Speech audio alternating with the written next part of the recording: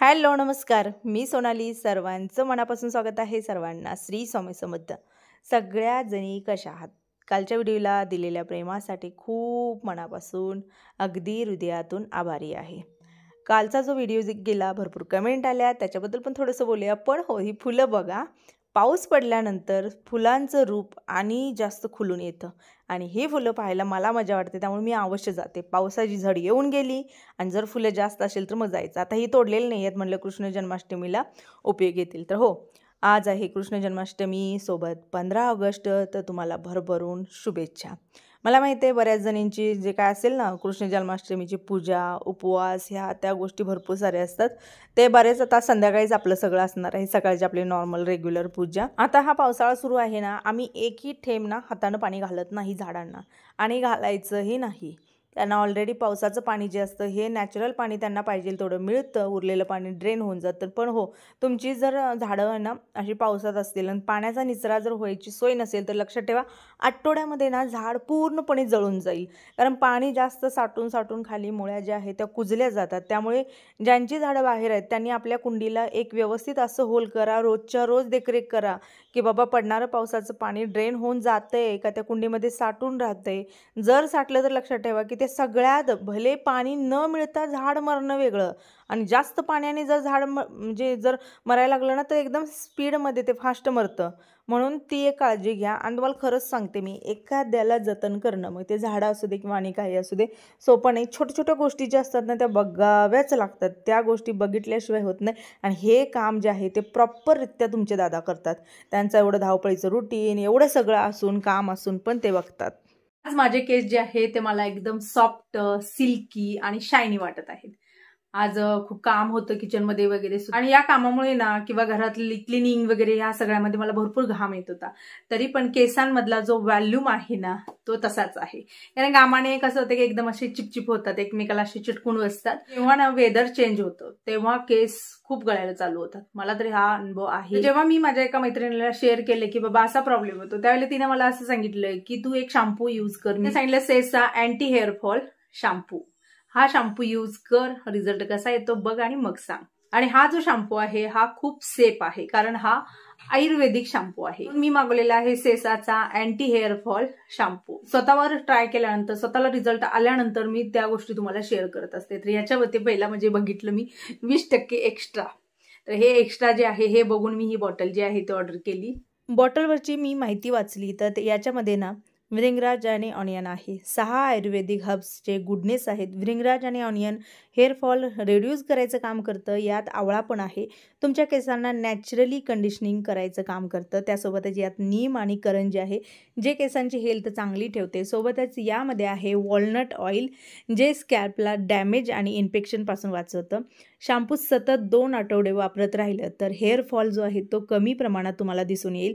केसांची ग्रोथ जी आहे ती वाढेल. मला आवडलेली सगळ्यात गोष्ट एक महत्त्वाची म्हणजे केसांना जी फूट फुटते बघा, शेंड्याला अशी 2 फुटी फुटतात ना, ती जी आहे ती नाहीशी करते आणि सॉफ्ट, सिल्की, शायनी आपले केस बनतात. तर या शॅम्पूमध्ये कुठलेही पॅराबिन आणि मिनरल ऑइल नाही. पूर्णतः हे आयुर्वेदिक आहे. या प्रोडक्टची लिंक जी आहे ती डिस्क्रिप्शन बॉक्समध्ये मी दिलेली आहे. ज्या ताईंना जर पाहिजे असेल तर ते तिथून लिंक घेऊन हे ऑर्डर करू शकता. बस चला, सगळे जिकडे तिकडे गेले ते म्हणतात ना की आपण कुठेही असू दे तेवढंच 1-2 दिवस छान वाटतं म्हणतात. पुन्हा चला आपल्या घरी. म्हणजे आपण माहेरी जरी गेलो तर म्हणतात ना की हां, शेवटी आपल्या घरी जाणं. तसंच आता सगळ्यांनी काम धंदा सोडून 2 दिवस घालवला. म्हणजे दादांनी पण बघितला नाही, मी पण माझं जास्त काही केलं नाही. मुंबईची पण सगळी जी आहेत म्हणजे प्रत्येकजण जे आले ना त्यांनी ते 2 दिवसासाठी आपला प्रपंच, संसार वगैरे साईडला ठेवून एकत्र छान असं दिवस घालवले, एन्जॉय केले. जे त्यात आपलं गेले. प्रपंचाला लागा आता. दिवाळी येईपर्यंत, पुढचा सण येईपर्यंत आपला आपला प्रपंच सुरू. असं चला मी किचनमध्ये आलेले आहे. आता सुरुवात माझी जी होते फूड प्रोसेसर. म्हणजे किचनमध्ये आले की माझा जीव की प्राण फूड प्रोसेसर आणि वर बेडरूमच्या साईडला गेले तर माझा जे म्हणतात ना जीव की प्राण ती वॉशिंग मशीन. या 2 गोष्टी ज्या आहेत त्या खूप खूप खूप माझ्या जीवाच्या आहेत. कारण मला माहिती आहे त्याचा फायदा काय, बाकीचं काय आपण मॅनेज करू शकतो. असं चला आता एक ताई म्हणत होती की "काय बाई तू एवढं सगळं कसं मॅनेज करते, काय करते?" काही नाही होतं मॅनेज. फक्त एक असं असतं की आता सण येणार, तर एक टेन्शन माझ्या डोक्यात आहे की आता साफसफाई निघणार आहे. थोडी का होईना करावी लागते. गौरी गणपतीला तर माझी असते, कारण तुम्ही जे रेग्युलर ताई आहेत त्यांना माहिती आहे की गौरी गणपती सण आपल्यात खूप मोठा आहे. खूप मोठ्या पद्धतीने साजरा केला जातो. खूप सगळं करावं लागतं. त्यामुळे ती एक साफसफाई आहे. आणि तिसरी गोष्ट म्हणजे आता हा व्यवसाय. मग मी प्लॅनिंग कसं केलं बघा, की हा आठवडा जो आहे ना 8-10 दिवस जे काय असेल ते बिझनेस, यूट्यूब, घर ह्या आपल्या जे रेग्युलर रुटीन आहे त्याला, आणि पुढचा जो आठवडा असणार आहे ना तो असू म्हणजे क्लिनिंगला वगैरे किंवा सगळ्यालाच मी देणार आहे. कारण का तर आता सध्या ऑर्डरीचे दिवस आहेत, सगळं बुकिंगचे दिवस आहेत, आणि पुढचा जो आठवडा असणार आहे त्यावेळेला मी शक्यतो सणाच्या तर मी कमी प्रमाणातच घेणार आहे किंवा नाच्या बरोबर. त्यामुळे ते काय लोड नसणार आहे जास्त, त्यामुळे ते होऊन जाईल असं एक प्लॅनिंग केलेलं आहे. आता बघूया किती प्लॅनिंगनुसार होतं वगैरे काय. पण माझं एक आहे की पूर्ववत प्लॅनिंग घेऊन सगळं करायचं, आधी नियोजन करायचं ठरवून. मला अचानकचे कुठलेच प्लॅन आवडत नाहीत. माझे होतच नाही सक्सेस, अजिबात होत नाहीत सक्सेस. अचानक मला जर कोणी निमंत्रण दिलं ना तर मी जात पण नाही, खरं सांगते मी. माझं एक असतं की आधी 2 दिवस तरी सांगा किंवा आदल्या दिवशी तरी सांगा. अचानकचा प्लॅन मला सांगू नका, तो काय माझ्याकडनं फॉलो केला जाईल असं होत नाही आहे. त्यामुळे मी हे माझ्यासाठी आधीच 8 दिवस ठरवून ठेवलेला आहे. दुधी भोपळा जो आहे तर त्याचा मी बनवणार आहे हलवा. बरं चला, तुमच्या काही कमेंट आल्या त्या कमेंटबद्दल बोलूया. आता उत्तरं तर काय मी देणार नाही, कारण एका गोष्टींची उत्तरं आपण सारखे नाही देऊ शकत ताईंनो. ज्यावेळेला मुंबईची आई आली, गाडी घेऊन आली, पूजा करायला आली, त्यावेळेला पण हाच गोंधळ होता बाबांनो, कमेंट कमेंट कमेंट. ते कमेंट वाचून बघून मी एक व्हिडिओ बनवला, त्याच्यामध्ये उत्तरं दिली की तुम्हाला जो तो ज्याचा त्याचा मालक आहे, जो ज्याला पाहिजे तसा वागतो बघा. ते ज्यांनी व्हिडिओ बघितला ना त्यांना खरंच सांगते मी, आता प्रश्न पडले नसतील त्या ताई गप्प बसले असतील, आणि ज्यांनी तो व्हिडिओ बघितला नसेल ना त्यांचाच बहुतेक गोंधळ असावा हा. तर मी त्या व्हिडिओमध्ये सगळं क्लिअर केलं आहे, काय आहे काय नाही या गोष्टी मी सांगितलेल्या आहेत. आणि पुन्हा त्याच कमेंट आणि पुन्हा तेच. मी तुम्हाला एक खरी गोष्ट सांगते, माझी सध्याची कंडिशन सांगते. धरलं तर चावतंय, सोडलं तर पळतंय, या अशा कंडिशनमध्ये. मग ते चावणं पण नको आणि ते पळणं पण नको. मी माझं यूट्यूब चॅनल, माझी फॅमिली किंवा मी म्हणा, तुम्ही म्हणा, बाजल आपण आहे ना सगळं मस्त. बोलायचं तरी अवघड आहे, सांगायचं अवघड आहे, आणि बसायचं मग तुमचे एक सलग कमेंट. मला असं वाटतं की मग त्या कमेंटला रिप्लाय न दिलेलंच बरं ना, सगळ्यात बेस्ट. कारण काय असतं बघा, जी कुठली गोष्ट चांगली आहे ना तीच करायची. उत्तरं देऊन किंवा एखाद्याबद्दल प्रश्नाचं उत्तर बोलून पुन्हा आणि त्याचा प्रॉब्लेम होण्यापेक्षा आणि त्याचा इश्यू होण्यापेक्षा सगळ्यात बेस्ट आहे शांत बसणं, सगळ्यात योग्य आहे. आणि मी या गोष्टीचं उत्तर जेव्हा आई आली गाडी घेऊन तेव्हा सगळं क्लिअर केलं तुम्हाला. कोण एकत्र काय येत नाही, का दिसत नाही, काय नाही हे सांगितलं. आता पुन्हा आणि ते मी गुराळा काहीही गाणार नाही. ज्या प्रेम करतात, ज्या आवडीने व्हिडिओ बघतात, ज्यांना आवडतं सगळं एकत्र, त्यांच्यासाठी सांगेन तुम्ही आणि आम्ही असं समजा की हां, हे क्षण जे आहे ते आपण नाही बघू शकलो एकत्र, असं समजा. पण अजून एक गोष्ट सांगायची, म्हणजे माझी स्वतःची सांगते. मला माहीत नाही माझ्यासोबत हे जाणून बुजून केलं जातं का काय असतं देव जाणे. पण ना इतर वेळी तुम्ही खूप चांगलं राहता, खूप हसत खेळत राहता. मेन ज्यावेळेला येतं ना कार्यक्रम म्हणा, काही म्हणा, त्यावेळेला तुम्ही मला तोफेच्या तोंडाला आणून दिलं म्हणतात ना, तसा प्रकार करता. म्हणजे काय, तर त्यावेळेला तुम्ही तुमच्या मनाजोगं पाहिजे तसं राहू नये ना, 4 लोकांना बोलायला जागा देता. अशा गोष्टी आहेत. त्यामुळे इथून पुढे त्या विषयावर मी कधीच कुठलंच उत्तर देणार नाही, ना काही बोलणार नाही, ना त्याच्यावर माझी कुठलीही कमेंट येणार नाही, ना मी त्या गोष्टीला कधीही महत्त्व इथून पुढे मी देणार नाही. त्यामुळे तुम्हीसुद्धा मला कमेंट करताना जरी केलं तरी त्याची उत्तर मी देणार नाही, कारण मी थकले, अक्षरशः मी थकले. आता मी हात टेकले म्हणायला काही हरकत नाही. आणि दुसरा मेन प्रॉब्लेम असतो की एखाद्याला एकत्र येऊन काही करायचंच नसतं, तर त्याला जबरदस्ती का, तुमची तरी का आणि माझी तरी का.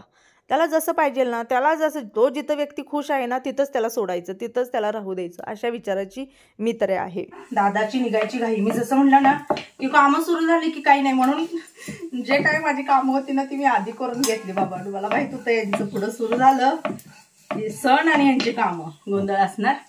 तर असं दादा काय ते दाखवतात बघा. आणि तर काय म्हणते का, कामाच्या गडबडीत किंवा ह्याच्या सगळ्या गोष्टी राहून गेल्या. सर्व ताईंना दादाकडून नमस्कार. काय जरी रागावले की दादा रागवणारच आहेत. त्या ज्या काही ताई आहेत त्यांनी या राख्या पाठवलेल्या आहेत मला, तर मनापासून तुमचे आभार. ही जी राखी आहे ना, जसं म्हणलं की मी महाराष्ट्राच्या बाहेर राहणारी दादाची बहीण स्नेहल, कमेंट असते बघा इंग्लिशमध्ये, एवढी मोठी मोठी कमेंट असते. तिची कमेंट वाचेपर्यंत मला खूप वेळ जातो, मी लय हसते त्या कमेंटला, कारण पूर्ण इंग्लिशमध्ये असते. तर तिच्या त्या 2 राखी आहेत. तर हे बघा, ह्या 2 राख्या आहेत. हे मला डब्यापर्यंत झालं कानातले वगैरे ठेवायला.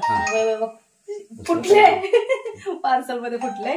आणि एक ती दरवर्षी चुकवत नाही, एक आर्यनला आणि एक दादाला अशी राखी देते. आणि ह्या ही 2 राख्या आहेत. इधर ह्या ही 2 राख्या आहेत. ह्या 2 राख्या ज्या आहेत ना, ती आम्ही कोल्हापुरी म्हणून एक आयडिया आहे बघा, ठरलेली कमेंट आहे आणि खूप जुनी ताई आहे माझी. ती खूप जुनी आहे, म्हणजे ती जर माझं बॉन्डिंग न बघता न ही करता फक्त कमेंट मधून कनेक्शन. कारण मी जसं म्हणले खूप साऱ्या ताई आहेत की ज्यांना मी बघत नाही, माहित नाही कोण कुठं आहे काय आहे, पण कमेंट मधून त्या इथं आहेत ना. तर त्यातले आम्ही कोल्हापुरी म्हणून स्वामी महाराजांचा एक डीपी आहे बघा, तर त्या ताईने ह्या राख्या पाठवलेल्या आहेत. कारण तिने माझ्याकडून साड्या वगैरे खरेदी केलेले होते, त्यामुळे कॉन्टॅक्ट नंबर जाता नेटमुळे मोबाईल तर आहेच, सोबत एक चिठ्ठी पण पाठवलेली आहे. प्रिय माझी गोड ताई, तुला खूप खूप प्रेम व अनेक आशीर्वाद. ताई, मी पहिल्यांदा दादांना आणि मुंबईच्या दादांना राखी पाठवत आहे. दोन्ही दादांनी आपल्या या साध्या बहिणीची राखी आनंदाने हातावर बांधून घ्यावी ही माझी प्रेमळ इच्छा आहे. प्रत्येक वेळी मी कमेंटमध्ये म्हणत होते की मला पण दादांना राखी पाठवायची आहे, परंतु पाठवता येत नव्हती. पण तुझ्यामुळे हे शक्य झाले आहे.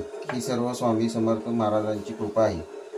आपल्यातील अदृश्य नाते रेशीमबंध अटूट नाते हे असेच घट्ट होत जावो. आपल्यासारख्या परोपकारी माणुसकी जपणारी, दुसऱ्यांना सरळ हस्ते मदत करणारी, दैवी गुण असणारी अशी ही प्रेमळ नाती माझ्या आयुष्यात आली, हे माझे भाग्य आहे. दादा, ताई, तुम्ही दोघेही मनाने खूप प्रेमळ निर्मळ आहात.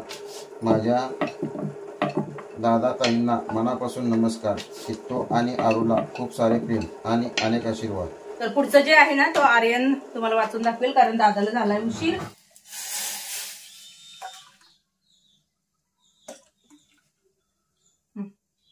मध्ये कमेंट होते, तुम्ही दूध का वरनं घेता?